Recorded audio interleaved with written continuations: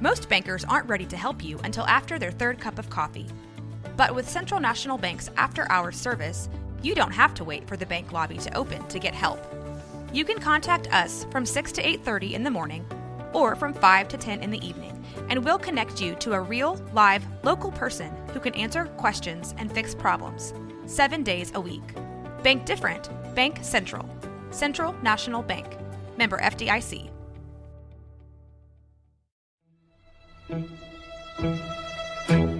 Bwaaa!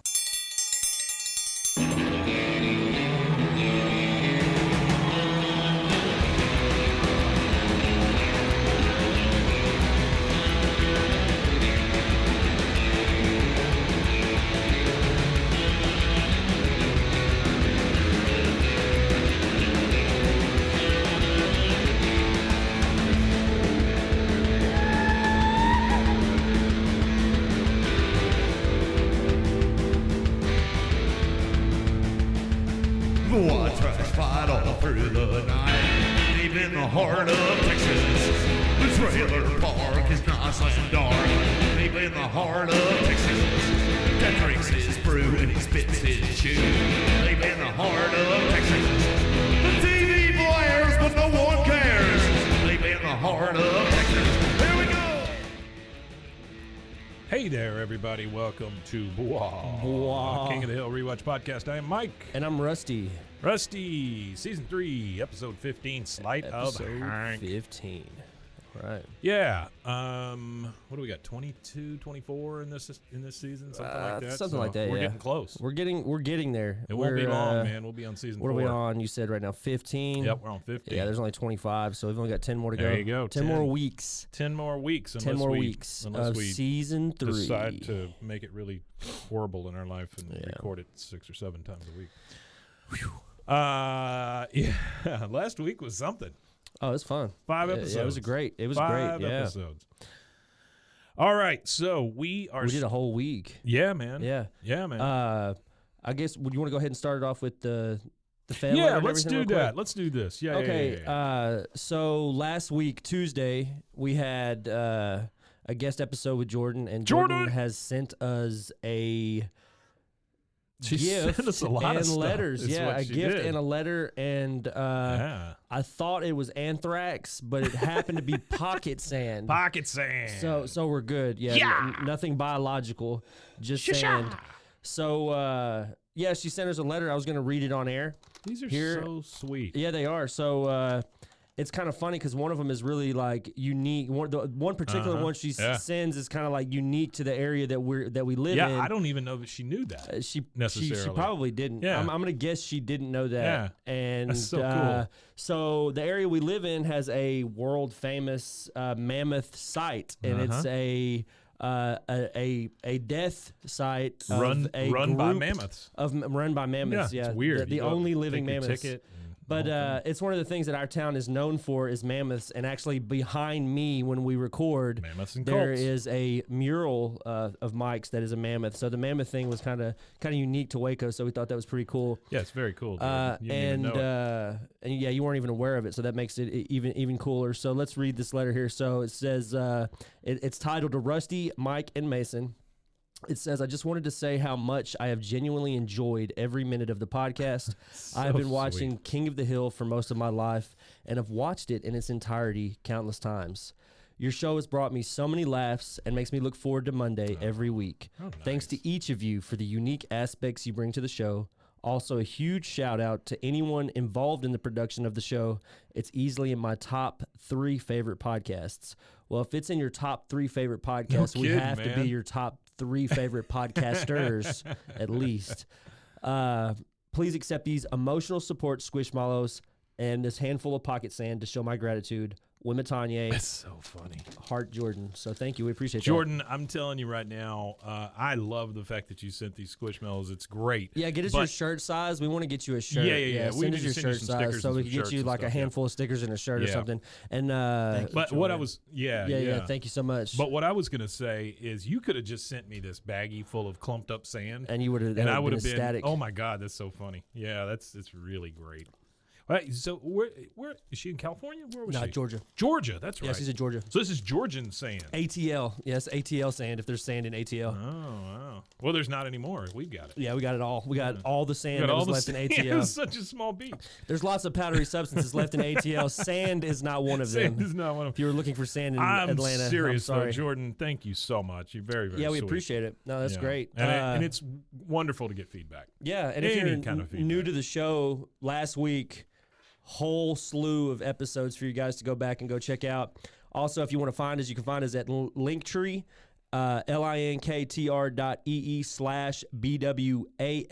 linktr.ee/BWAAAKOTH.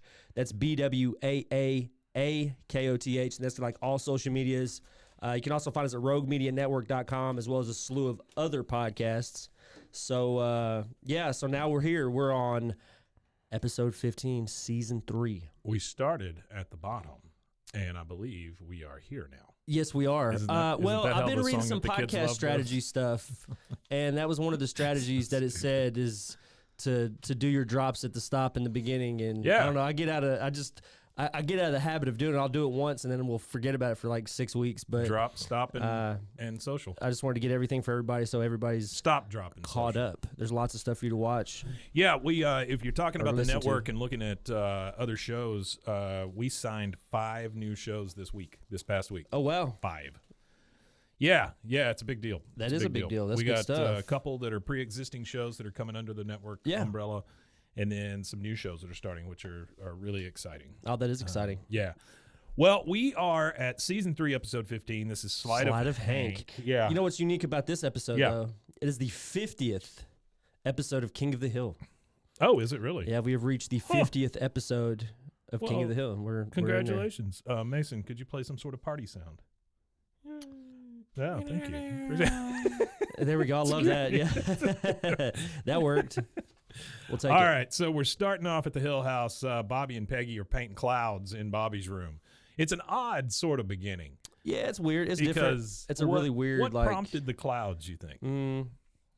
I don't know, maybe Bobby's just... emotional support clouds. Well, Bobby just has They're like this- squishmallows, but painted on the wall. That's right. That's what it is. It's like a comfort. Cloud mellows. Yeah. So Bobby says, it looks like a rabbit. And all we're seeing right now is like, we think it's the sky with clouds going by.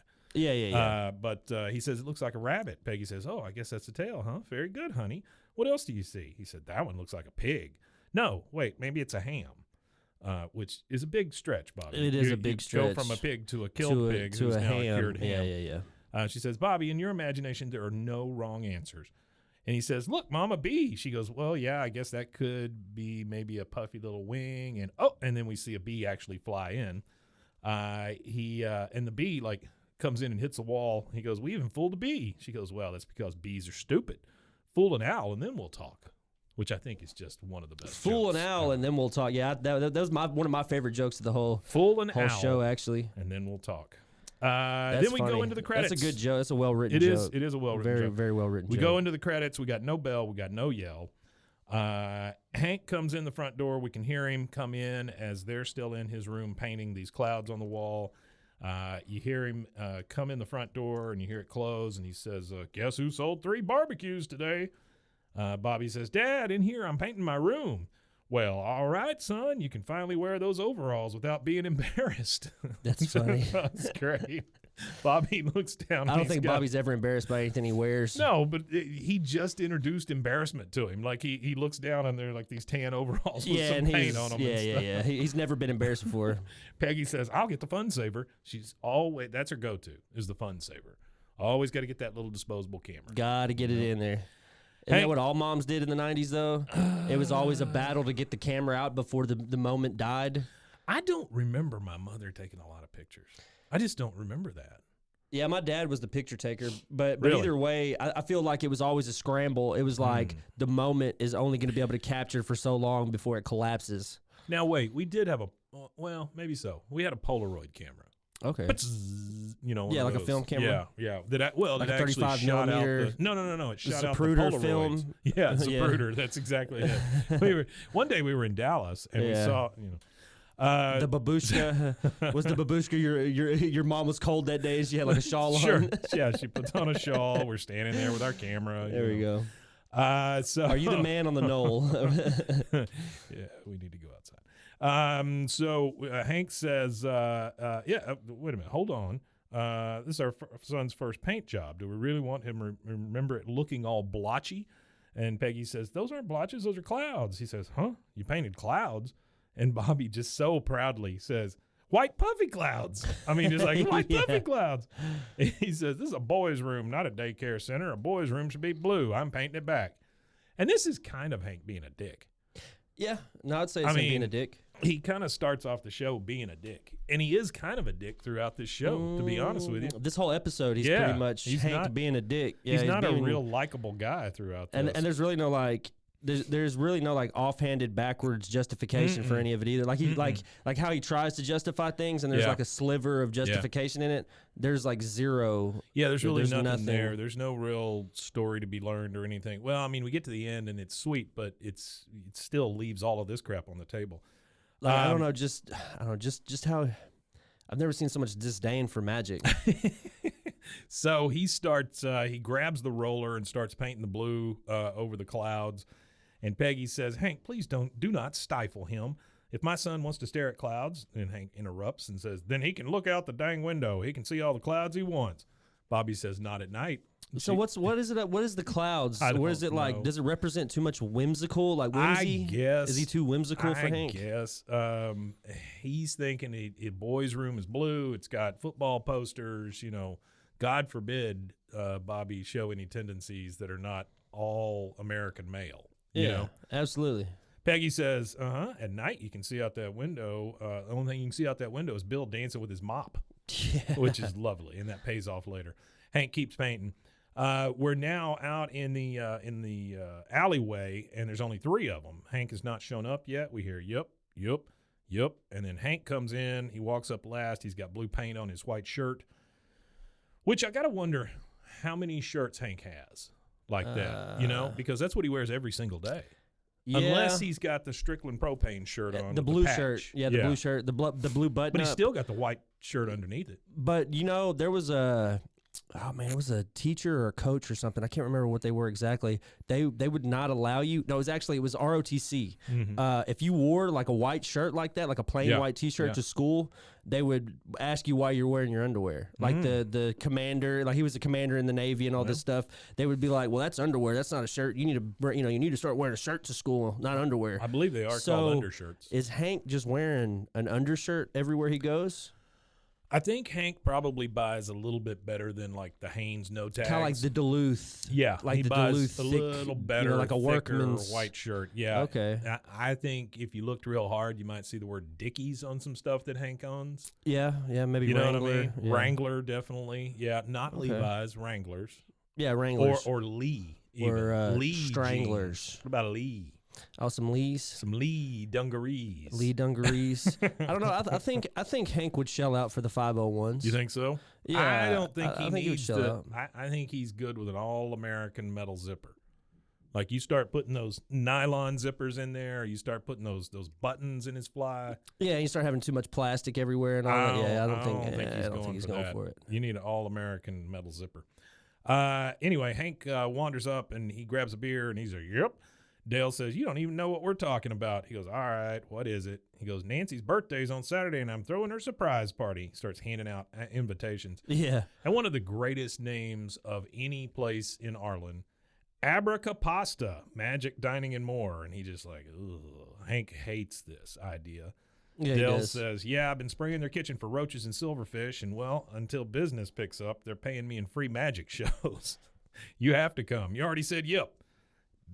Hank says, "Oh, all right. Well, I'll go to the show, but only I'm not." In Texas is magic shows a legal form of tender. Yeah. That's right. He says, "All right, I'll go to the show, but I'm not clapping. I don't like magicians. Don't trust them." Bill says, "Ever since David Copperfield made that Statue of Liberty disappear," Hank says, "Shame on him." Shame on him for making it disappear. Dale says, "Remember, people, this is a covert operation. I have recruited one John Redcorn to keep Nancy busy all day. She will not suspect a thing." Which, somebody needs to tell this man. Somebody needs to tell him you something. know, somebody needs to tell this Yeah, poor some man. of these at this particular episode too. There's It's quite a a little few rough. of those. Yeah. few of those. Ha ha! You know, like Cha-cha! yeah, We're at Abracapasta, pocket sand. Yeah, Magic Dining and More. yeah. And you've got Red Corn and why can't I think of Nancy? Jesus. All I could think of was Dale's wife. You've got Red Corn and Nancy coming in. She's real close to him, holding on to his arm. Oh, Shug, this place is perfect. No one will ever spot us in this dump. You see the guy working there. He moves the candles, and a big fake door appears or opens up out of a bookcase. Yeah. And it shows the stage and everybody in there waiting. In the background, we see a poster for the Great Houdini, a straitjacket in a glass cage, you know, that kind of thing. Mm-hmm. But they go into the room, and Redcorn says, maybe you should take your Rod Redcorn says, maybe you should take your hands out of my jeans now. She goes, Shug, what's the matter? Oh my God, it's Dale. She looks up, everybody freaks out. Surprise! You know, they all slip out. Mm-hmm. Dale is hiding behind a plant, which is a perfect hiding place. Anyway, they all jump out. Everybody says surprise. Almost at the same time, Redcorn and Dale say, happy birthday, baby. And then he kisses Nancy on the cheek. Dale says, With nice. John Redcorn on her breath. He says, Damn. He says, nice work, You John. kiss your mom with that mouth? He said, nice work, John Redcorn. She didn't suspect a thing. You are so clueless. Ha, ha, ha. You know, his stupid laugh. Yeah. Takes her over to the group, and there's Peggy. She says, honey, you never get older. Bill's like, oh, were you surprised? Hank's in the back, and he says, well, been a wonderful party. And he's already ready to leave. To go. He's yeah. ready to go. He walked in, walked out. Peggy says, Hank, sit down and enjoy the magic show. He says, the last thing I need is some silky man in a silky scarves trying to trick me into having fun. Trick me into having fun. Well, you have to, though. Hank Hill, you have to trick sometimes into having any kind of fun. It's absolutely true. Yeah. Actually, that happens later in this thing.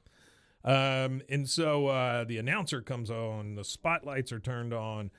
Abracapasta is proud to present all the way from Guadalajara, Mexico, the astounding Herrera. Oh. And here's Hank. He's just like, oh, that sounds exciting. Lord. You see the smoke come up.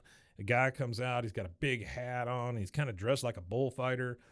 He's turning scarves into doves.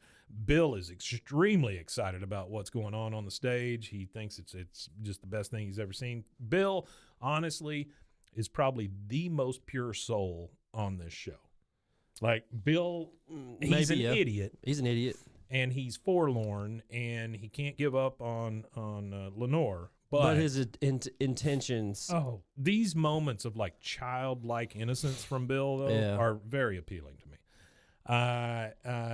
And so out comes the astounding Herrera. Good evening, ladies and gentlemen. Everything's got an S on it. Oh, everything has an S. Good S. evening, ladies and gentlemen. I am the astounding Herrera. Get ready to be astounded. Yeah. I don't know that you're supposed to use the same word in describing yourself. I don't think you are. Okay. He pulls out some giant playing cards. He starts posing with the models. He hypnotizes a lady on stage. Hank says, did you see that? He pulled the watch right out of his pocket. Peggy's like, oh, Hank, will you be quiet? This is not part of the trick. And then Bill leans over and says, where did that watch come from? Where did that watch come from? That's what I'm talking about. Like just that pure innocence. You know, where'd that watch come from? Then the astounding Herrera, he levitates his assistant, uses a hoop to prove there's no wires. There are no wires. The only thing holding her up is magic. And he doesn't say up, he says ups. The only thing holding her ups is magic. Only thing holding her up is kind of like Popeye. Yeah, that's right. Kind of like Popeye. Hank says, sure, who needs wires when you got a forklift behind the curtain? Peggy's just pissed off at this point, which I would be also. If all you're going to do is bitch and moan about it, just shut up. No, I agree. If you don't got nothing to say, just don't say anything She at says, all. Hank, would you please? And then from the stage we hear, and now the sawing of a woman in halves. Hank says, you see that now? He just lied to us. He didn't really cut her as they're watching her being sawed in half and then put back together. The same old trick that all the magicians use. Peggy says, no one wants to hear it, Hank, after him talking about how he didn't really cut the woman in half. And she kind of moves away from Hank a little bit, which she's just tired of listening to him. Herrera says, for my next illusion, I will need a volunteer from the audience. A beautiful woman's. And brings out this giant piñata. I mean, this thing is huge. It takes up the whole stage, right? It's on a hook. It's on a chain.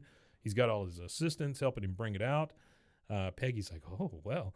And Hank says, he's not going to pick you. He's got a plant in the audience. This is enough for Peggy. She says, Hank, you are not sitting in a room full of idiots. We know he didn't really saw that woman. We know birds don't grow out of his fingers. Grow out of his fingers. Grow out of his finger. That's really good writing. Yeah, I like that. We know his accent is phony, but we don't care. The fun is pretending that it's real. And then you hear Herrera, yes, you. And he's pointing. I don't know why he sounds like Dracula. Whenever he comes out of my mouth, he sounds like Dracula. Yeah, I'm not sure. Peggy's like, you know, she's so you have some Slavic enthralled. ancestry in there somewhere? Yeah. You got it. It's coming out. Right about in this area. Yeah. He says, and what is your name, my lovely? As Peggy comes up to the stage, she goes, Mi llamo Peggy Hill. Ah, you speak Spanish. In a way. Yeah, in a way.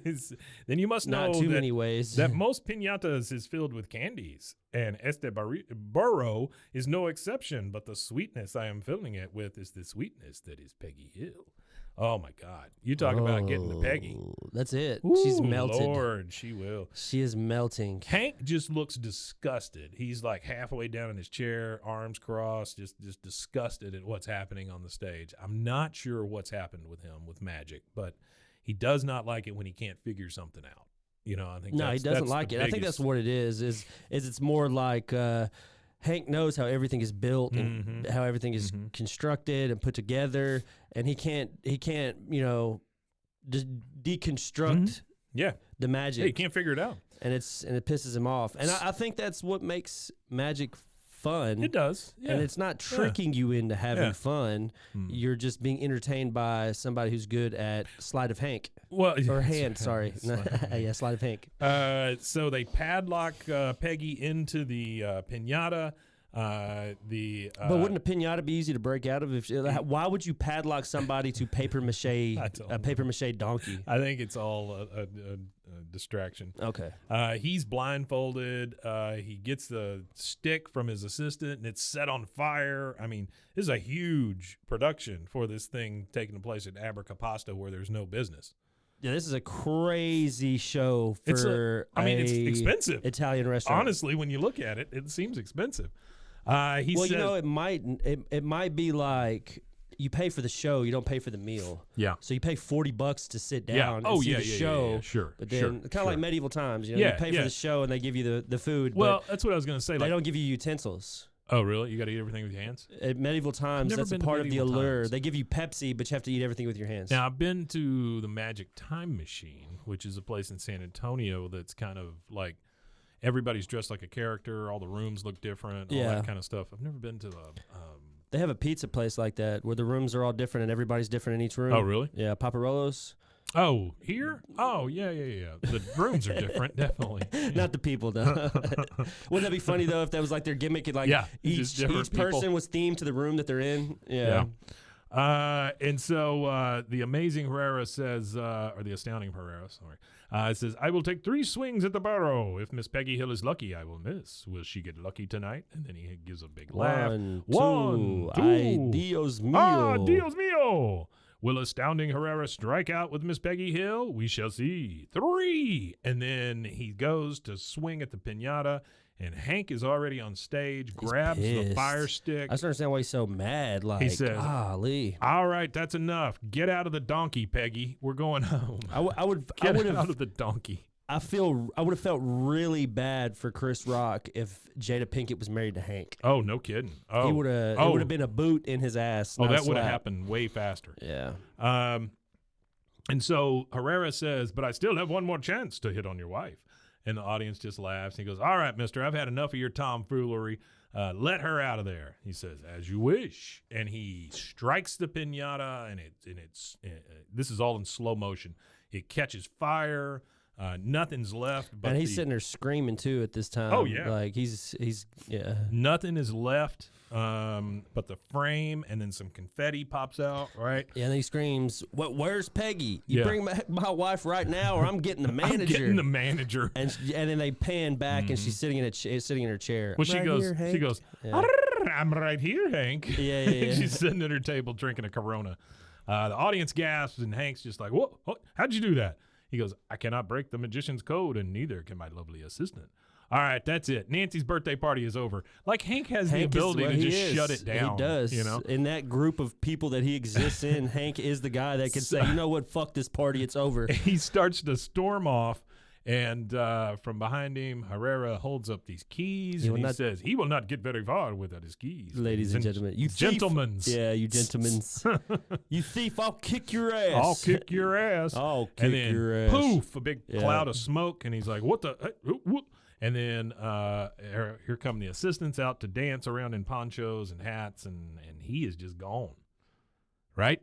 The magician has left the building. Yeah. And this is the first commercial break. It's a great time for us to take a commercial break, so we will be right back after this. Pocket sand. Cha-cha. Pocket sand. Cha-cha.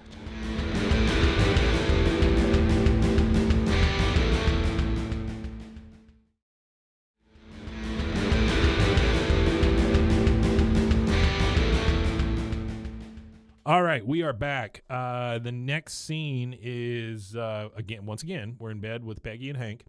Hank just cannot get over how this trick was done.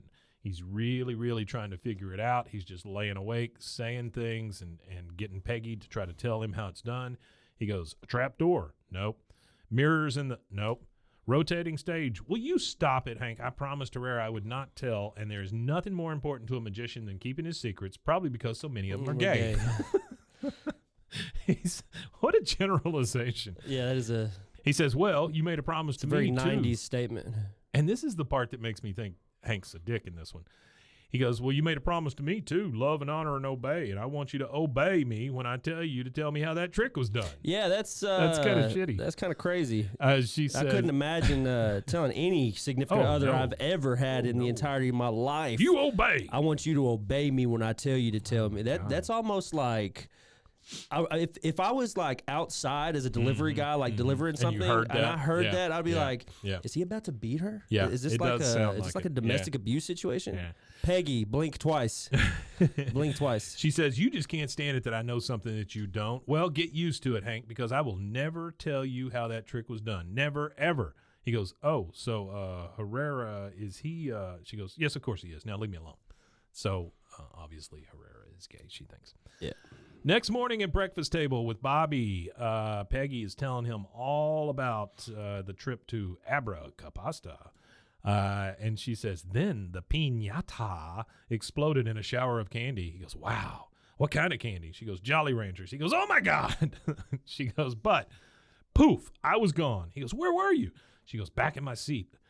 Taking a long, cool sip of my Corona. Yeah, she had to roll her R. No one knew how I got there. Perhaps not even me. She couldn't have not rolled the R, though. She just couldn't leave it alone. Corona. She had to roll the R, which nobody I know that's actually Hispanic rolls the R on Corona. No, I don't think you ever.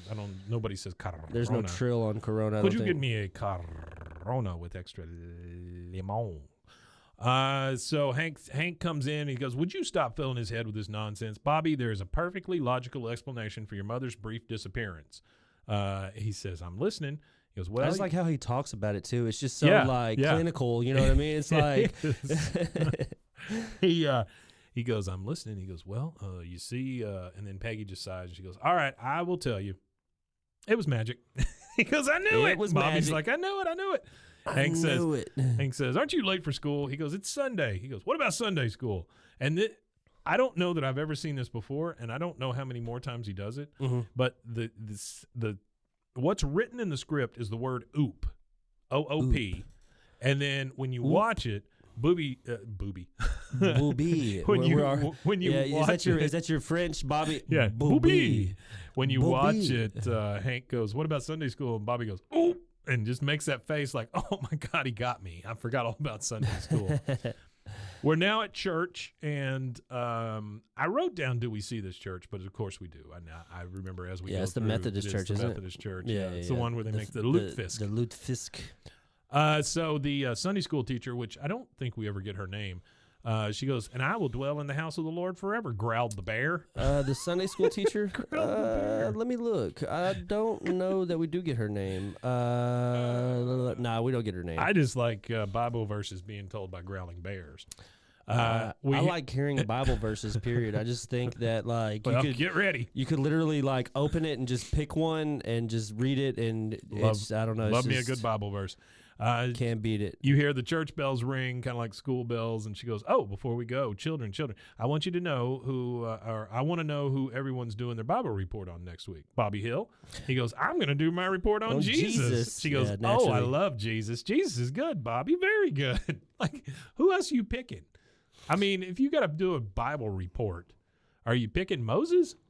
No, everybody's picking Jesus. It's the easy one. I figured Moses would be pretty easy too, wouldn't it? Well, yeah, it'd be easier than Jesus because you gotta fill a gap of time with Jesus. You gotta make stuff up for like 15 years of it because doesn't he like jump from like a teenager to like 30 in the Bible? Yeah, he used to make stuff up. Well, what was he doing? He was doing a lot of hacky sack, skateboarding, yeah, probably stuff like that, stringing guitars. Yeah, I think at that time, probably killing Romans. Pan flute. I don't know. Who knows? Yeah, pan flute. That's right. I mean, Jesus, master of the pan flute. I could see it. Yeah. Now we're in Hank's garage with that box. With the box is just labeled pinata. It's on a rope and it's hanging from the ceiling, and all four guys are standing there just looking at it, just staring at it, trying to figure out how this trick happens. Yeah, Hank, they're trying to recreate it now. They are. Yeah, we went from like speaking of Zapruder, mentally going through. Yeah, they're breaking it down. Yeah, they're breaking it down. This is like the Seinfeld episode where they do the down and to the left. Yeah. Actually, I drive the same drive that JFK drove once a week. I drive through that exact same like pathway that he went and everything and got shot. Dealey Plaza. And then they have the big X in the street that you can still see. They have it like painted. It's like a thing X in the street. Well, where the city keeps up with it for the museum aspect of it because they have the I guess school the book repository is a multi-story museum now. Oh, okay. And you could take a elevator to the top, and they have the actual window is like cordoned off. You could look and see. They have recreated what it would have looked like when he sat there and did it. It might actually be the squared off. They might have never touched it and just like capsulized it. I don't know if you know what I think's in really bad taste is when you look out the book repository window. They give you one of those guns that you can shoot down the ducks as they go by. It really does. Every time I go up there, because I've been there a couple times now, and every time I go up there, I'll just think, damn, that dude was a hell of a shot. Yeah. You're just thinking like, how in the hell do you? It didn't. That's not the way the science doesn't math. Not at all. It's a conspiracy theory. So we are back in Hank's garage with the pinata box hanging on a rope and all four guys watching. And Hank says she disappeared from the pinata and reappeared in her chair. The question is how? Any theories? And of course you're asking these idiots. Yeah. Dale says, "You're asking me if I have theories," which is really funny because he's self-aware. The awareness of the self-awareness is great. Yeah, I love that. He goes, "About the magic trick, Dale. Oh, not a clue. Maybe it's done with twins. One Peggy in the pinata and one Peggy in the audience." Then that gets Bill all hyped up. He goes, "Oh, another woman who looks like Peggy, smells like Peggy, feels like." And Hank interrupts and says, "My wife does not have a twin." Then Dale comes in and says, "You don't know that for sure, and you never will." And you never will. They destroyed the proof when they blew up one of the Peggies. He said, Hank just fed up, like, "Boomhauer, you got anything?" He goes, "I didn't see nothing." Talking about cocktail rates, gave me her phone, moved back in that blaze old rope and pulleys all over, man. Yeah, that could work. He goes, "Yeah, that could work." By a rope, climbs out of a heating duct, runs through the parking lot, and then Peggy walks by. I Not love even that close. That he just made it up, out of what Boomhauer said. That is well. That's always though. That's I know it's just so good. Every conversation where like he's directly asked a question. Yeah, it's always he gives a specific answer, a coherent, but specific answer. That of course, just because of speech pattern, everybody's like, "Oh, I don't understand what you're saying." Completely different. Yeah. And so she comes in and says, "Not even close." Bobby has walked in also. He says, "Mom already told you how the trick was done. Magic." And Bill goes, "I knew it." I knew it. Bill 1000% believes in magic. And this is another dick moment from Hank. Yeah. So he's like, "Hey, Bobby, don't you have homework to go do?" And then Bobby said no. And then he goes, "What about Sunday school homework?" Let's break that down. Okay. What is Sunday, and have you experienced this phenomenon where you took something home on a Sunday and did it and took it back It's the that next report Sunday? on Jesus, man. He's got to go do that report on Jesus. You've never experienced anything like that at a Sunday school where they Dude, give you something to It's take home? probably I don't know. It's read, just read I went to a lot of Genesis church. 5 times before next Sunday. I mean, we're Texans. I Well, went to a lot of Baptist church, yeah, but- and I never remembered anybody giving me anything on a Sunday that You're- they told me I had to bring back. You're asking the wrong person, though. Remember, I went To to a Baptist religious school. schools Yeah, and yeah. churches Yeah. and visitation. So you're the foremost expert in the Reenactment. room on in Sunday the room, school yes, homework. absolutely. On yes, Sunday school yes. homework. So Yes. so what kind of things would they give you to take home to do as a 12-year-old? Say you're like Bobby's age. What would you Yeah. take home from a specific on Sunday? What would you take I don't home? really remember taking a lot of stuff okay. home unless it was like a worksheet or something to read or something like that. Yeah, just like a I don't remember having to readable- come back and do something. Oh, okay. You know what yeah, I mean? I don't Like, remember anything like that either. Most of like my Sunday school experience was a Sunday school teacher trying to teach Yeah. and me Yeah. bouncing Yeah. around the room and off Yeah. the walls. So I didn't Yeah, really learn it is. anything. That's a really tough place to put a normal person in running a little kids Sunday school group because those kids don't care. They don't care. They don't care. It's I mean, not. some do, but most Well, don't. Most what of I'm them saying don't. is, it's you don't have the rules and regulations of school. You know, there's no.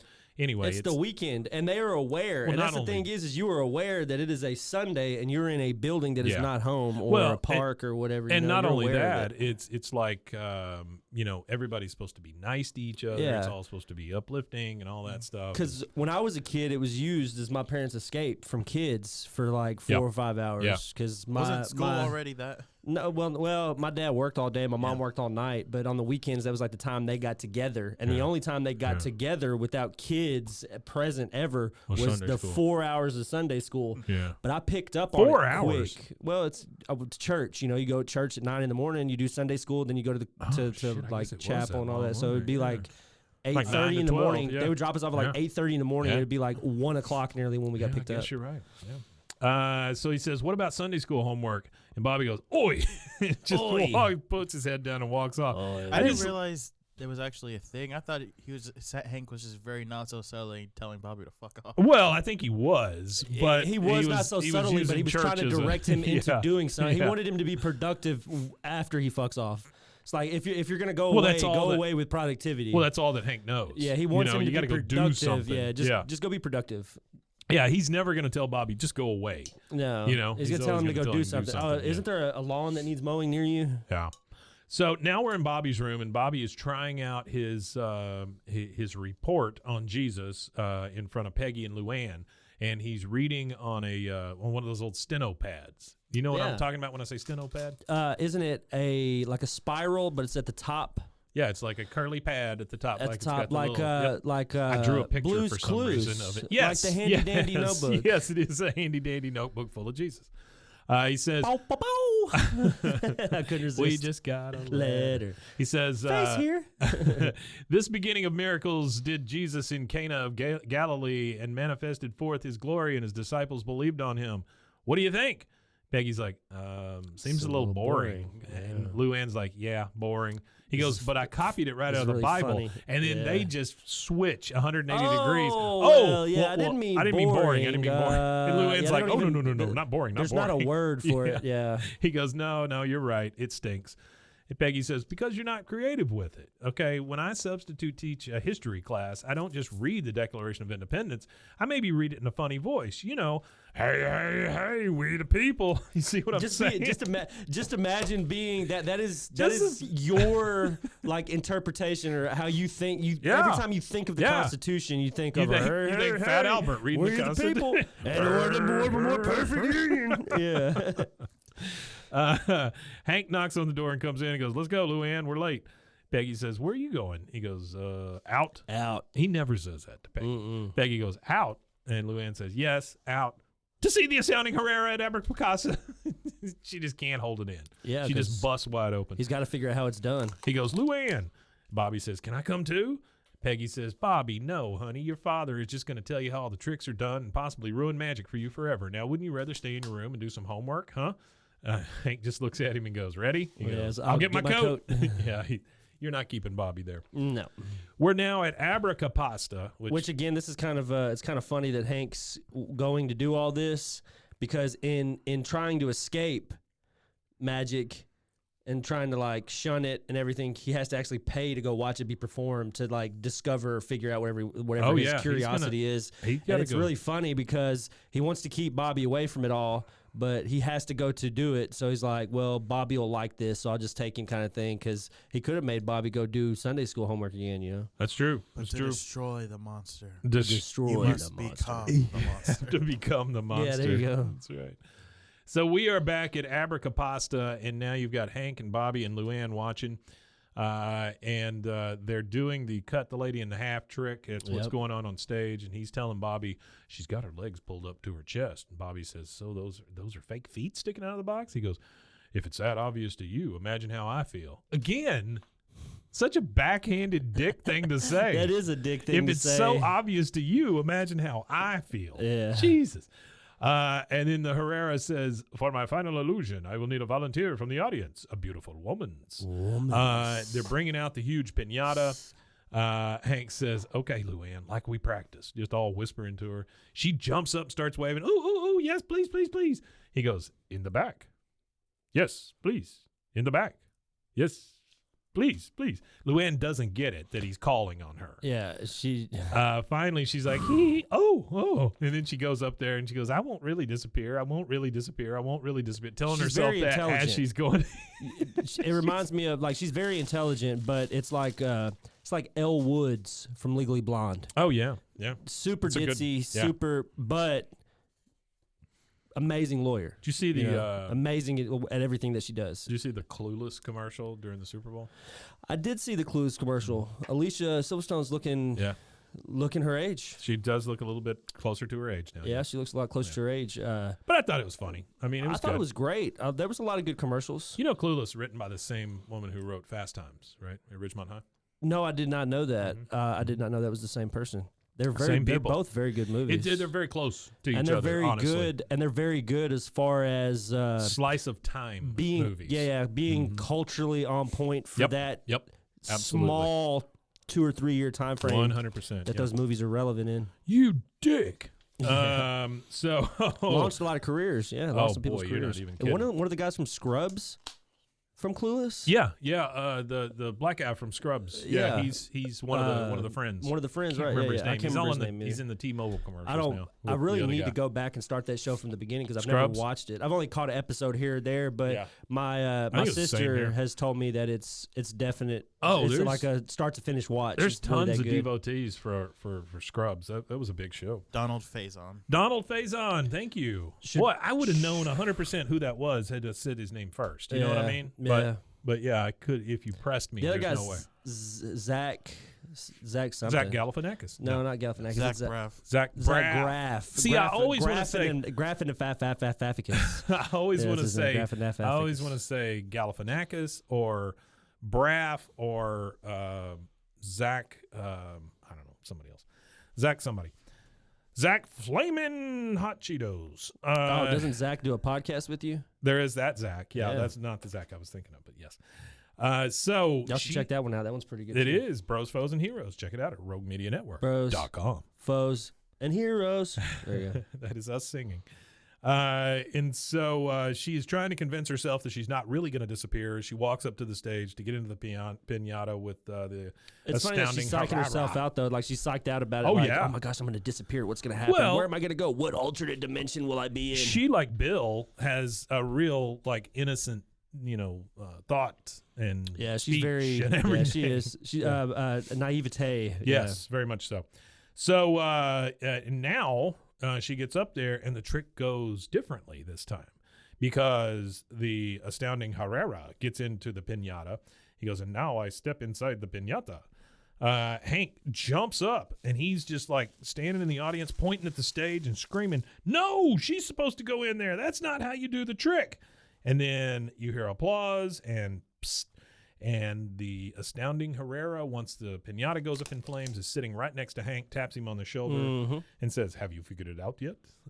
Spooks the hell out of him. Yeah. Luann, by the way, was blindfolded and had the flaming stick, and she's the one that caught the piñata on fire. Then she comes by and taps the astounding Herrera on the shoulder and goes, I think that's my seat. And so then we transition back to the Hill House. Back to the Hill House. So at the Hill House, we are now, and this is the most rundown I've ever seen Hank. He's in the garage. There's stuff everywhere. We're about to get to some real, like, I don't know. It's not necessarily dark, but like the legality of what Hank does here yes, very much so. is very, very questionable. Yeah. And when you take it into consideration with he's already said obey me and all that stuff, I mean it's a little rough. It's escalated. We're at the next point of escalation here. But he's in the for Hank's garage anger. and there's just shit everywhere. Like there's just stuff all over the floor, like not normal Hank kind of stuff. Yeah, which kind of shows you there right away that there's something particularly wrong with Hank at this point, Yes, like distress or some type of emotional stress or something like that. Well, again, he's unshaven. He's got pit stains on his shirt. He's all, rough. All of this says that Hank's been up for like 48 hours trying to you figure could this smell thing him out. through the screen. Oh, yeah. He's got a book on the ground that says Magic Made Easy. Essence of Hank. He's got the big pinata box sitting in there, and he's just staring at it, like head in hands kind of thing, trying to figure out how in the hell this trick works.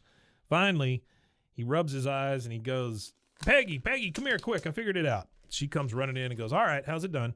He goes, get in the box. You'll see. She goes, why can't you just tell me? He goes, please. He goes, for my next trick, I need a beautiful woman's. And then that gets Peggy, Of course, Peggy's gonna hop up. So she gets in the pinata box. I think she would like in any room that she was in. If you said, "I need a beautiful woman, please," woman's. Yeah. I think Peggy would stand up. Like you could in any like a crowded theater of 1,000. 100%. Well, a beautiful woman, please come to the stage, and she'll be the first person up. Hank uses his cordless drill to screw the screws down on each corner, and he goes, I have sealed the box. She goes, and from inside the box, you're hearing Peggy now. And by the way, this is just a big wooden crate. This is like something you would ship an engine in or something like that. It's like a right? shipping crate or propane tanks. Yeah, empty that's true. propane tanks for the fill. So from the inside, you hear, okay, now what? He goes, now, tell me how that trick was done. I mean, he has locked her, sealed her in a shipping crate, sits down in a folding chair with his coffee, and it's just like, you're not getting out until you tell me how that trick was done. Yeah, but he is now, I think this is kidnapping and unlawful imprisonment. Yeah, unlawful imprisonment. Yeah. Hank, blackmail. She's just screaming at Hank, and he goes, I can wait. Then maybe some coercion in here a little bit. I mean, there's a lot of things going on that shouldn't be. In comes Bobby putting on his tie, and he goes, Mom, Dad, we're going to be late for church. Inside the box, you hear I'll Peggy be right there, say, honey. I'll be right there, honey. Well, honestly, like nothing's going on. She with a foot the size of that's the size that she has. That's true. With her athletic ability, she could probably really kick a hole through this thing. Yeah. And that's probably what she's probably getting ready. Like, I'll be right there. I'm about to just bust out of this box like a sure. Unhinged she could kick elephant. her way out. Yeah. And so anyway, he lets her out, and we unhinged elephant. Unhinged elephant. Fuck? That's an elephant who's just had enough. Oh my gosh. And so he finally lets her out, and they go to church. We're now at church, and Dooley is up in front of the crowd reading his report. But I only saw one set of footprints because God was holding me. And then you hear the applause. It's just so good. I love it. For those of you that aren't from the South or from Baptist America, there is a famous, I guess it's a poem maybe? It's a poem. It's called like Forgotten something. You see it in every kitchen. It's on these little, Yeah, but only like 65 and up kitchens. Like these little posters. It's just. It's in the middle of the cross wall. Yeah, if that's those true. of you that don't know what a cross wall is. Yeah, cross wall. A wall of crosses. It's a wall of crosses. And none of them are the same. No two crosses on the wall are the same material or the same design. That's the artistic take on the cross wall. The artistic take on the cross wall. So the people applaud for him. Hank is sitting next to Peggy out in the audience, and he goes, Peggy, I'm sorry, I didn't. She goes, thou shalt not speak to me, which I think is great. Yeah, I love it. The Sunday school teacher gets up and says, our next report is from Bobby Hill. The amazing Jesus. I really love this whole next scene for sure. Yeah. So it starts with Bobby. He's in a cape.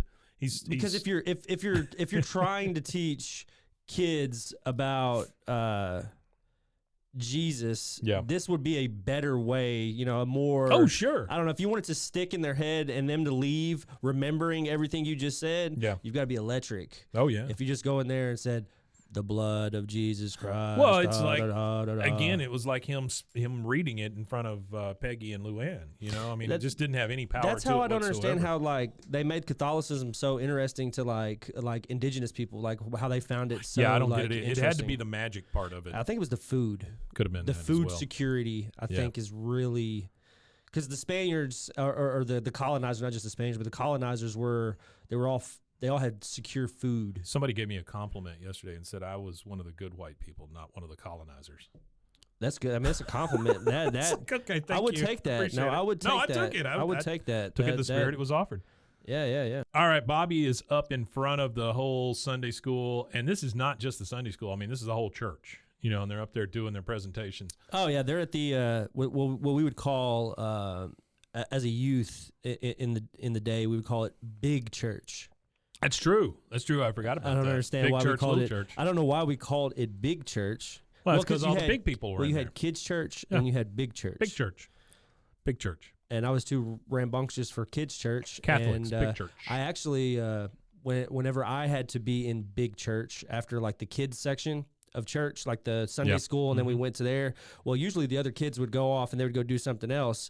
But I got in trouble a few times with all the other kids. Oh. So I used to sit with an older, they weren't old, they were pretty. They're probably like in their early 50s at that time. And Okay. this is the 90s. Sure. And actually, the lady was one of my dad's teachers when he was a kid, and I used to sit with them, and they would have like a Bible workbook, activity Sure, book. They were like, sure. oh well, because they knew they had to keep my attention. Yeah, on you gotta something. keep I had the to be kids doing working on something, or I yeah. would get in trouble. So I would take the offering envelopes and draw stuff on it, and then I would use my pen to cut these things out that I drew and make little stand-ups. And I would make paper airplanes. I was so industrious sitting there with just the free shit. that I was would sitting go in in at front the of me. beginning, and I would get as many of those envelopes as I could, and I would make paper airplanes with them. Yep. And at prayer time, when everybody was bowed, Would you throw one? I was launching them. I would launch one or two, and then I would see where they would That's fall, and then great. I'd put my head down, and they'd look around and see where it was coming from. And of course, they didn't have cameras in that time.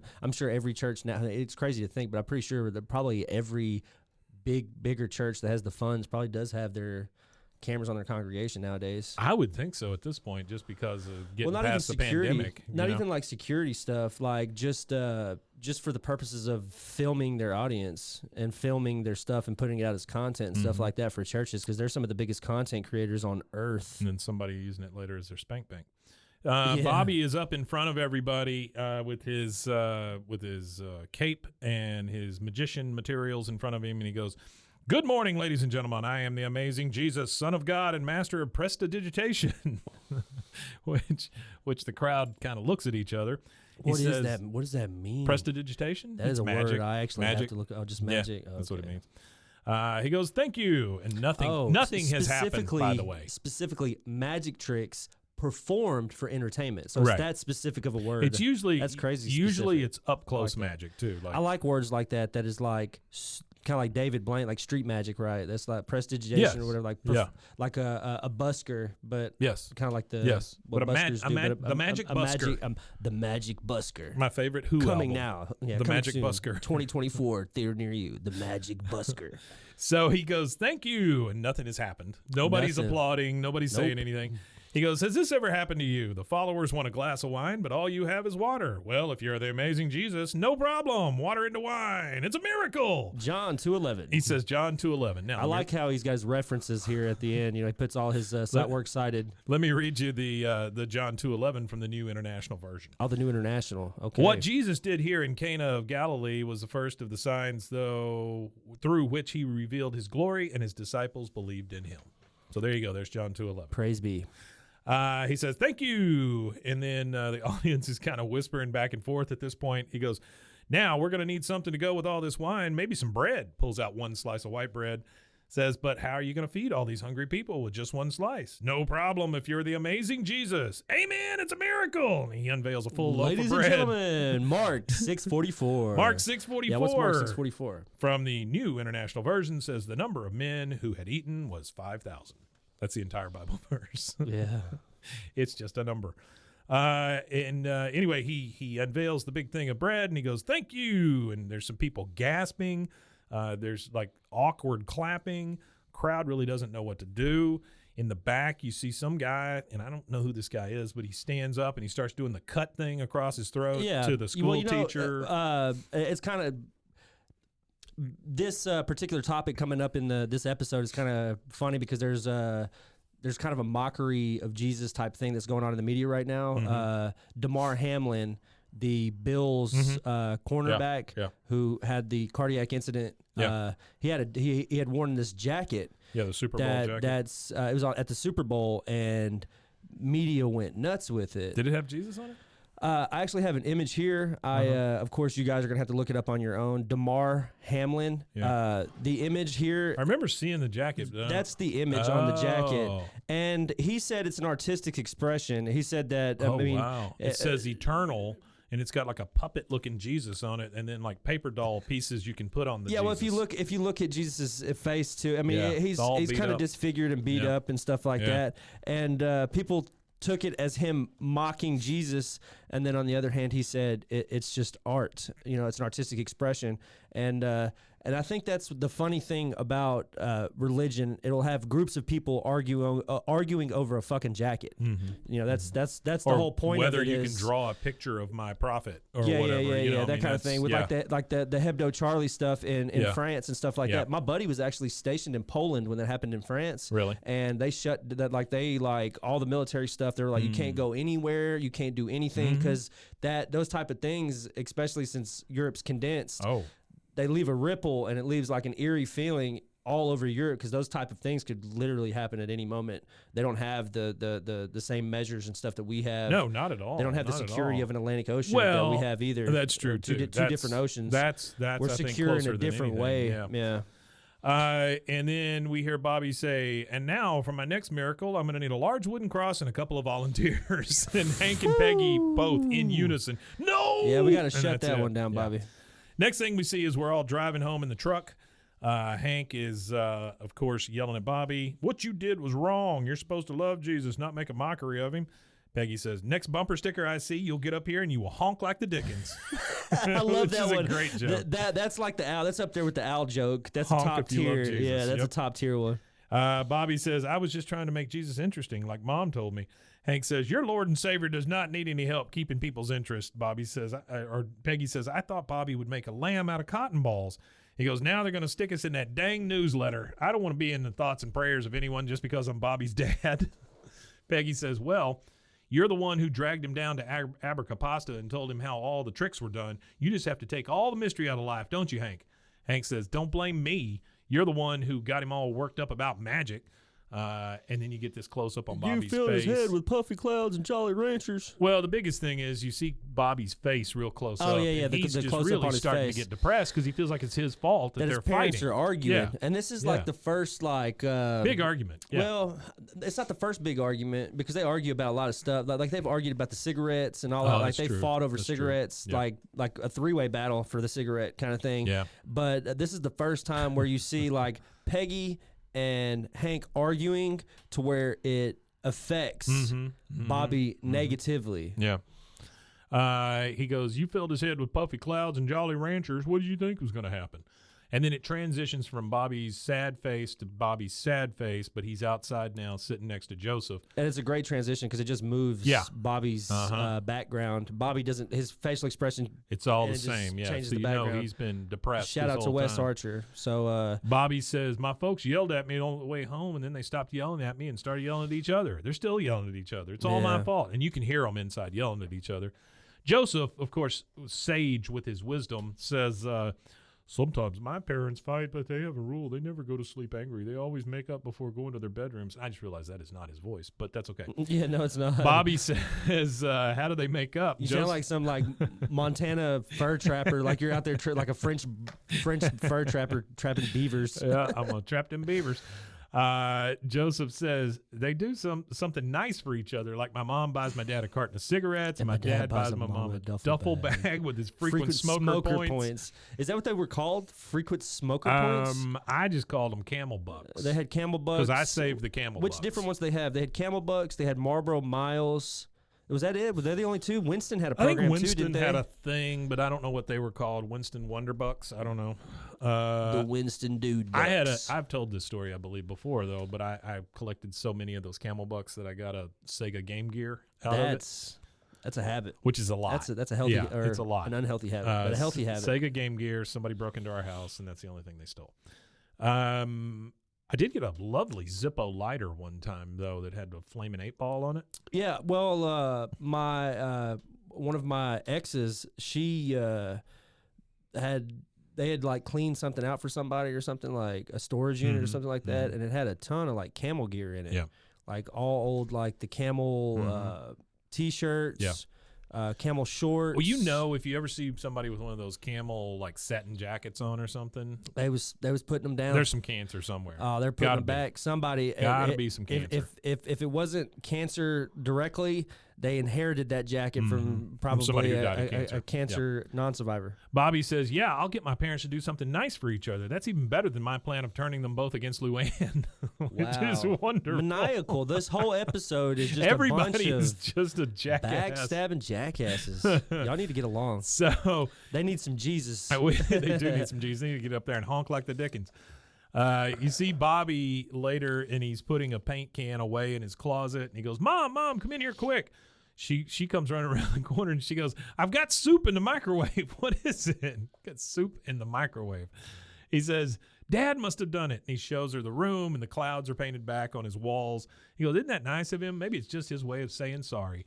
She goes, oh, Hank. Then they go into the kitchen. You see Hank slurping the soup out of the bowl that came out of the microwave because the microwave's still open. He's just kind of slurping this hot soup. She goes, oh, you sweet, sweet, stubborn man. And she gives him a big old, really hard hug, right? She goes, apology accepted. He goes, what apology? I didn't do anything wrong. And in comes Bobby. He goes, since Dad did something nice for you, maybe you should tell him how the trick was done. She goes, oh, now I get it. You thought you'd just slap a few clouds on Bobby's wall and I'd give up Herrera's secret? And this, kids, is why you do not get involved in your parents' spats. That's right. They're not your fault. That's exactly right. If anybody if you're a child watching the show or listening to this show, it's not your fault. Well, if you're a child listening to this show, please turn it off and go do something else. Yeah, please go turn do it your off. Jesus homework. Fuck off, kid. Yeah. Hey. Go do your Sunday school homework.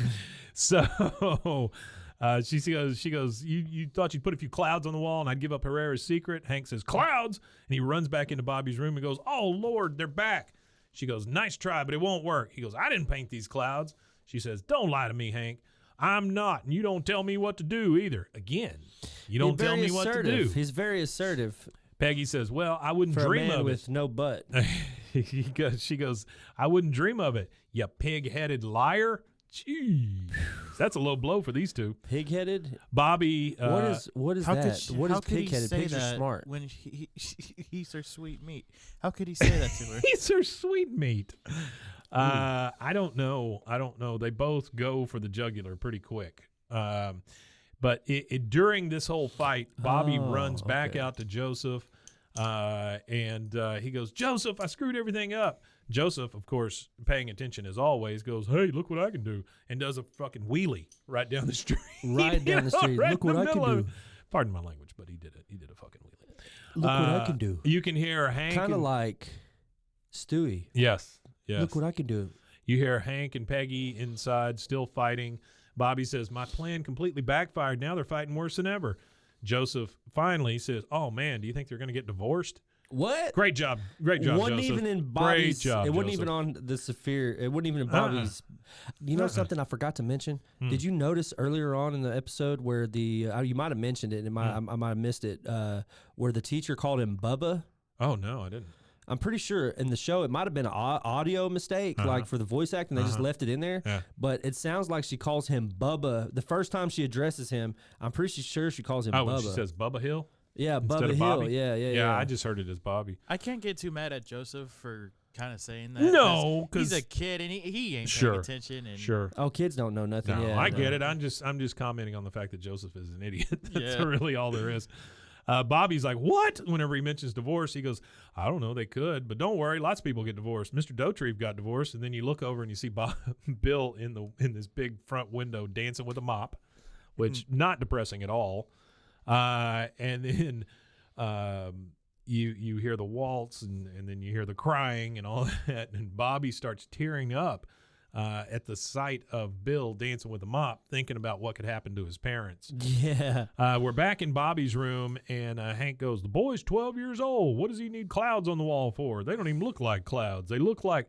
And Peggy's like, what, Hank? What do they look like? I mean, they are both just ready to pounce at this point No, you're at right. each other. Sorry to have corrected you. You were right. Oh, no, it's fine. Artie says that this is the first episode. I had to go make sure I didn't miss any of his notes while we were finishing up. Artie. Getting close to the end. Yeah.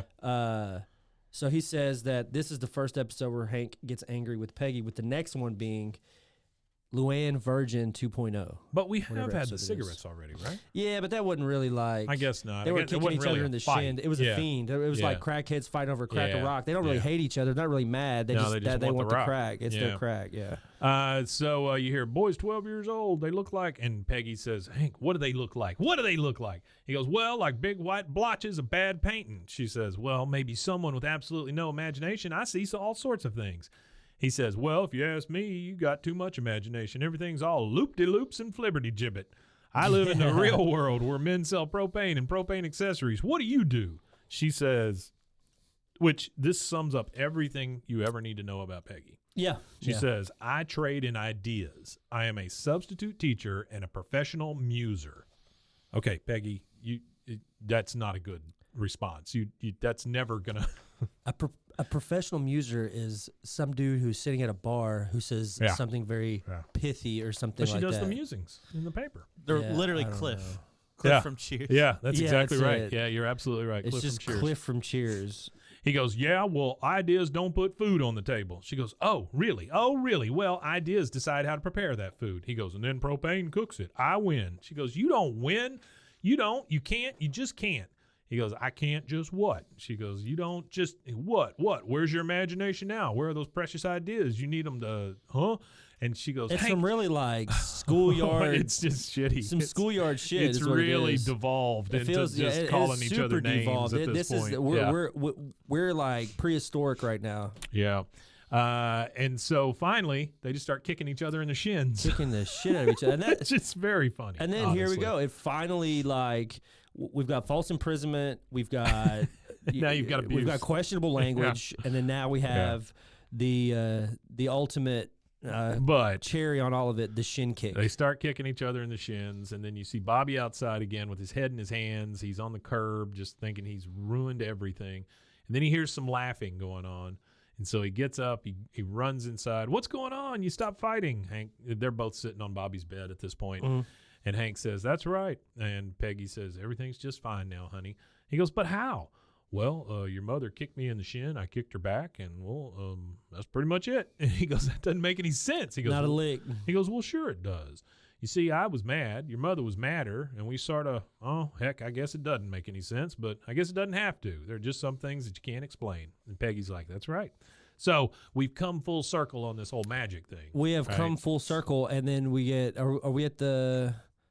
We're at the post-credit scene, right? No, not yet. Okay. And they are both literally sitting on the bed holding hands now. Oh yeah, yeah, You know, okay, it's yeah, just yeah. gotten to that I'm point. getting ahead of myself. Yeah. Okay. And Bobby's like, "You're not even trying." Like he wants them to keep fighting or something. Now I don't understand yeah, I don't what know. Bobby's thinking. This He ought to be dynamic's relieved. pretty weird. Yeah. But Hank says, "Listen up, Bobby. I tell you what. You don't sit. Why don't you sit here with us and we'll watch the clouds go by?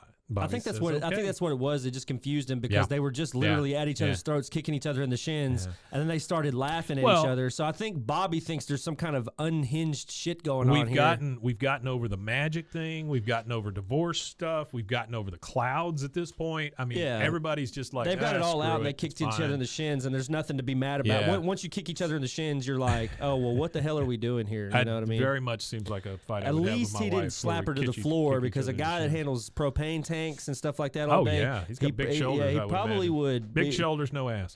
Best running back there ever was. But they're looking at the wall and they're kind of looking at clouds now, and this is wrapping it all up. And Hank's like, "Hey, now see that one over there? Looks like a propane tank."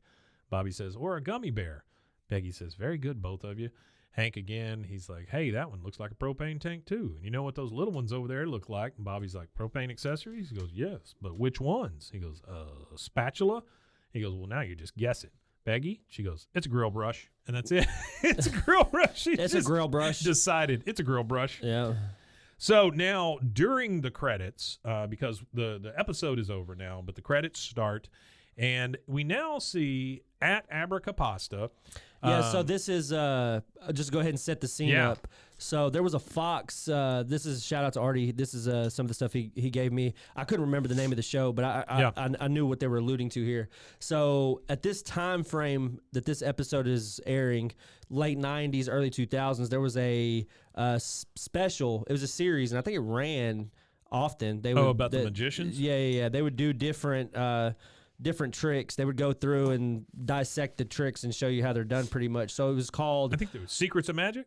no, it was called Breaking the Magician's Code. Oh. Magic's biggest secrets You know- finally revealed. You know why on that was a Fox. thing, right? It's because of Penn and Teller. Yeah, and there was I kind of went a little deep on a rabbit hole on that, and from what I understand, from what I love me some read, Penn and Teller, by the way. oh, I love Penn and Teller too. Great comedy. I don't like skinny Penn though. I'm not a big fan of Penn. He makes me nervous. Yeah. He makes me feel really uneasy. Well, I don't like the As a fact that he's person. gotten so skinny. That always throws me off with people in the media. Oh, how Like when they get how skinny, everybody like- lost all like, their weight and stuff. The kid from Superbad, what's his name? Oh, Jonah Hill. Yeah, Yeah, he lost all that weight. It's Yeah. just so weird to me now. He just doesn't It look is. right. Well, and that's then the he thing frosts is his tips. What are you doing? Well, the frosted tips, Stop I'll frosting go your away tips. from. But actually, with Jonah Hill specifically, he was constantly getting questions about his Yeah, weight sure, all the sure. friggin' time in the media. So there was one interview that he did, and they were asking him questions about his weight, and he just got pissed, and he was like, "Is that all you're gonna ask me is about like why I'm overweight or what's Yeah, this or yeah. what's this?" He was like, "Fuck you, I don't want to talk to you." Well, kind of you thing, think you know. about him. You think about John Goodman. A lot of these folks have lost a ton Now of weight. John Goodman looks. He looks okay. No, I he- just- it kind of look. I don't know, just he looks worry weird about to all me the with his floppy weight. skin that's left. Hey guys, speaking of Yes, sir. Penn and Teller. Yes, no, sir. wait. Damn it. I was going to try something funny. Rusty, can you just talk for a minute? Okay, so there was actually a magician. So with that TV series, it was actually 4 television specials. Yeah. Wait, and the speaking guy's of, name was Val speaking of Penn and Valentino. Teller, Rusty, you know what you need to do? What's that? You need to shut the fuck up. I'm sorry. I'm That's a good sorry. setup. No, you're Good good. job. That's Good job. great. That's great. I love you, Rusty. So when they did these specials, is that why Bobby was in a lucha mask? Yeah. So Okay. it was supposed to have like the So illusion. it's supposed to like hide the face of whoever's telling you the secret. Yeah, I yeah. guess. It's supposed to create. Well, It's that makes supposed total to set sense. the illusion up because a magician never tells his secrets, right? Yeah. Well, a magician's about to reveal his secrets, But so that magician does not want you to know who he is because that's the code. I wrote down Bobby at But you can look up Abracapasta the in cast. a lucha mask with like 7 exclamation points behind it because I had no idea why he had a lucha mask. Well, I on. just think it's Thank funny you, Artie. that they. I think it's funny that they say, "Oh, well, he's wearing a mask, so we don't know who he is." And you go look up the cast list, and you get Yeah, like the life and yeah. career No of kidding. Val Valentino. Yeah. So Bobby is at the front. He's explaining what's going on behind him, and basically it's Peggy getting into the piñata on the stage. He goes, and now the piñata of death revealed. As soon as our volunteer gets in the burrow, a flap beneath the tail opens, and you see Peggy getting out of the tail and putting on a poncho. He goes, she steps out and puts on a poncho and a sombrero and dances off stage. The fire? Just a diversion. It shows the whole trick, and it says, it appears our volunteer has vanished. Has she? Hardly. And this is the secret behind the piñata of death. Please don't tell my dad after he lifts up his mask. After he lifts up the mask, yeah. Please don't tell my dad. And that is the very end. That's The great. one last thing we get after the credits is Dale saying, "You are so clueless." Ha ha ha ha. Okay, so now that we're at the end of the show, I wanted to talk about this. There was some controversy behind a magician and a secret revealing. Yeah. So Valentino, he did 4 seasons. Valentino. He did 4 specials, not seasons. He did Okay. 4 specials, All right. and at the end of the 4th special, he said, "Hey, it's me." You know, he revealed himself at the end of the 4th special. Well, everybody kind of knew it was him based on the, you know, all the nuances and stuff in his personal magic. And there was actually a particular secret that he did that was, I think it was licensed by a guy named Andre Cole, and he licensed this trick to like 7 of the world's like top magicians. Did you at say that time. Andre Cole? That's his name is I remember Andre that Cole. name. Yeah, with a K. And so he sued. He estimated that his financial damages for that should be, you know, around $500,000. So the attorney actually conceded that the difficulty in suing over the loss of a magic trick in court, he said, would probably not hold up because illusions are not among just know this for anybody out there. Illusions are not among the intellectual properties covered by copyright law.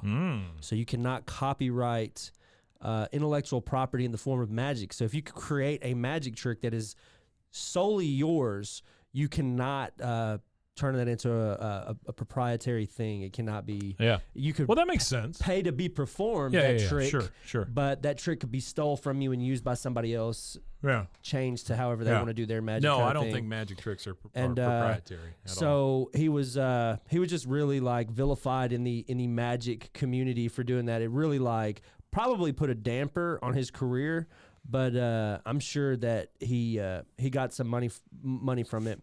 Also this is kind of funny. In 2012, the producers of Breaking the Magician's Code, they listed a movie called The Masked Magician about a magician who used illusions to fight crime. I just want to say, sorry, guys, Gambit's already taken. Yeah, there it is. Gambit's already taken. So there you go. That's a little fun Hey, while we're bullshit I looked up while we were sitting here. while we're doing some cleanup, I want to mention Hotel Arlen. I think It's got some pops on there. I Yeah, think the saw it. last I've been time- keeping up with it. Yeah, I think the last time we saw it, it was like 89 or something. And now we're at 109 followers. It shows that Jordan is one of the big followers, which is thank you, Jordan, for doing that. I really appreciate it. I am going to add I'll tweet out something using that Hotel Arlen tag. If you haven't done it yet, please head on over to Twitter, the most stable of all the social media platforms at this point. And go look for @Hotel Arlen. That is the handle. If you could follow them, and if anybody wants to post something and include us, that would be wonderful. That'd be cool. We'd really appreciate it because we are Also- located at KOTH. KOTH. We're located at LINKT or I'm just gonna. Sorry, I sprung no, you're that good. on I him. was like, what is he Sprung saying? that. Okay, so now I got a little cleanup too, real quick. So Yeah, sure. 3 people now. I've got addresses for stickers. I got them written down. Very I nice. got them in a Yeah, we'll take care of that. A file at home. I was kind of gonna wait till all 10 Sure. that we can mail them Yeah, all at the same yeah. time. Just give them to me because Yeah, I'll I will. take care of it. Yeah, I will. That way everybody can start getting their stuff. So I only have 3 people out of 10 that we're asking for to interact. So all you got to do is DM me on our social medias. I've only had 3 interact so far. Shout out to all 3 of y'all. I've got all your addresses written down. And Jordan, we're gonna get you a shirt on top of all of everything else for our lovely Squishmallows. I didn't say what mine was. Mine is an eagle. So I got an eagle. You got a mammoth. And Mason, what is yours, Mason? what's Does your- it say what's what it your is on the Squishmallow? tag? I left it in. Oh, you my left it in the other room. But Oh, okay. It Thank was you, still, Jordan. Thank you. it was cool. Whatever it was, I'm not Yeah. sure what his was, but Yeah. mine is Edward the Eagle. So Mine is Chienda. CHIENDA. Chienda? I don't know. Chienda? We're just gonna call him Chienda? Wooly, Yeah, it's Wooly. a big Wooly. He's wonderful. Hey, Yeah. by the way, Jordan, this one will live in the studio. Yeah, we appreciate from it. now on. Mine's Yep. going to live in my home studio. Yeah, so you're going to get stickers. Somebody had mentioned a Hotel Arlen sticker. So really? Yeah, somebody said something about why don't you make a Hotel Arlen sticker? I'm writing it down. So there you go. I want to say the person's name. I hate not remembering people's names, but there's so many names to remember sometimes. I want to believe Erin said that. A woman named Erin. Actually, a newer interaction. Yeah. I believe her name was Erin. But she had suggested, where's the Hotel Arlen stickers? Well, Aaron, we're not affiliated with the Hotel Arlen Twitter. That's right. We're just trying to drive traffic to that Twitter, tongue-in-cheek, if you will. It's just, it's fun. It's just good fun. Trying to get engagement from you guys and stuff like that. And right now, I'm looking at Twitter, and Twitter down is trending while I'm looking at it. Twitter down? Yeah, Twitter down. What does that Twitter mean? down. Is Twitter down? Twitter's not down. I'm on it. Oh, well, it is what it is. I'm on it too. All right. But so yeah, everybody DM me anywhere, social media. I'll get you some stickers. We'll get you some stuff. Heck yeah. Send us some cool shit. We'll send you a shirt too. Oh yeah. I mean, we like having little trinkets and stuff. But it's not about y'all giving us stuff. We don't really care about that. But it's cool to us to have like physical representations of our audience. Like I could sit at home and I just see this eagle sitting there. I'm like, damn, I've got a podcast. Well, I Jordan, got a podcast with an audience. It's crazy. I just shouted out Jordan on the Squishmallows Twitter and told her thank you for sending these wonderful little prizes, and we really do appreciate it. It's very nice. No, Tell us one more time where they can find us. You can find us at all social medias at BWAAAKOTH. That's 3 A's. If you want to make it easy on yourself, I have a conglomerate of links at Linktree, linktr.ee/BWAAAKOTH. And on that Linktree, you have access to all of our links. We have a Spotify playlist that we have yet to update, but we're going to get to that soon. We'll knock that out, so you guys have a fresh playlist, and then we'll try to modify that, periodically, seasonally, how we feel, we feel musically. Feel musically. Mason, I need to get your information for that. Instagram stuff. And to finish it up, shout out to my buddy Sean that I used to work with at M&M's. He's a 51-year-old dude that he got arrested last night for soliciting a prostitute, and then he ran from the cops. So shout out to Sean. Wilding out at 50. But shout out to Sean. I hope you work everything out, buddy. Oh, that sucks. I don't think he listens, but well, not in jail, but no. Well, my brother works at the jail, so I might.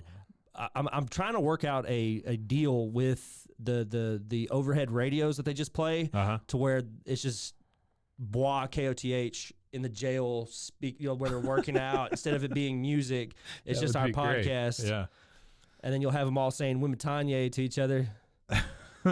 In the lunch line, Wimitanye, stab, stab, stab, stab. So, now that we're people stabbing in prison for us, again, I just want to thank everybody for listening. Jordan, I think the thing that means the most is this handwritten note. It is very, very nice.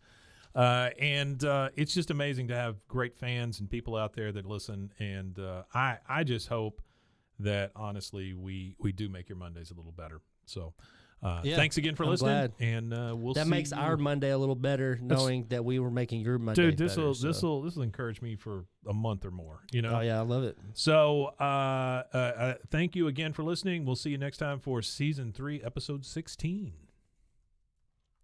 Yeah.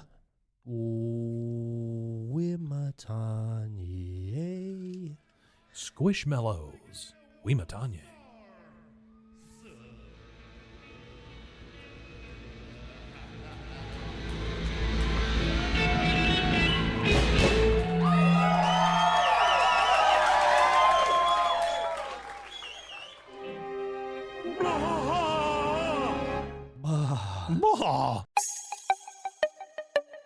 This has been a Rogue Media podcast.